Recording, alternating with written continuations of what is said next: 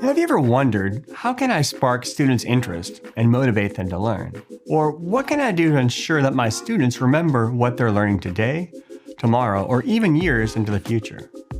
Have you wondered as a school team, what do we need to do to really lift up all learners and ensure that every student succeeds? We've spent years studying these questions and brain-based teaching strategies that make learning more effective, engaging, and joyful for students and teachers alike. The best way to help all students is to deliver a strong, consistent foundation of best first instruction in every classroom.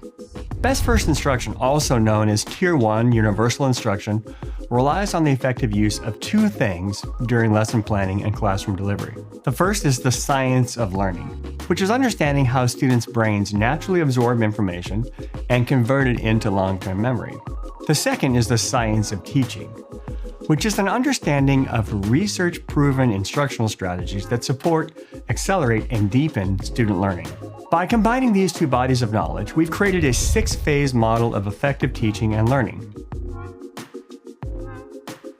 This model helps educators design and deliver instruction in a way that aligns with what students need to experience at that moment to maximize learning, and evidence-based teaching strategies to use at each specific phase of learning. The first phase is to help students become interested in what they're learning. Sparking their curiosity about a topic or a concept using cognitive interest cues helps capture student attention and prepare them for the next phase of learning. Second, students have to commit to learning, to create that inner drive to want to learn more and to be self-motivated to figure something out. The best way to help students make this commitment is to help them set their own personal goals for learning. Another one of those evidence-based teaching strategies. Once students are committed to learning, we have to help them focus on their new knowledge. You'll see some strategies here that are associated with that phase. Strategies which go right back to what we know from brain science about how we are all more likely to learn something and process new information if it's explained visually and verbally at the same time, or if we can see it modeled for us, or if we can convert complex ideas into a single word or phrase.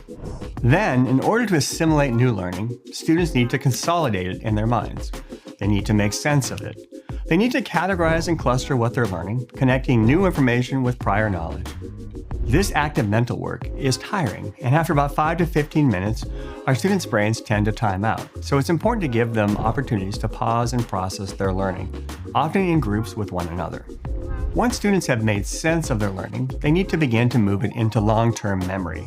And there's really only one way to do that. We have to practice and reflect multiple times in multiple ways spread out over days and weeks. These opportunities to re-encounter and rehearse new knowledge helps it firmly stick in their minds. Now, learning doesn't stop there. In fact, probably the most important phase of learning is to extend and apply. We need to give students opportunities to take their new knowledge and use it to solve complex problems, investigate topics more deeply, or share their ideas through writing prompts that fully engage their minds. This is just a brief overview of our model of learning and instructional strategies. If you'd like to learn more, visit our website to download a free copy of our Unleashing Best First Instruction paper, which includes more details on the phases of learning and lists our 14 evidence-based instructional strategies. For an even deeper dive, check out our books, Learning That Sticks and The New Classroom Instruction That Works.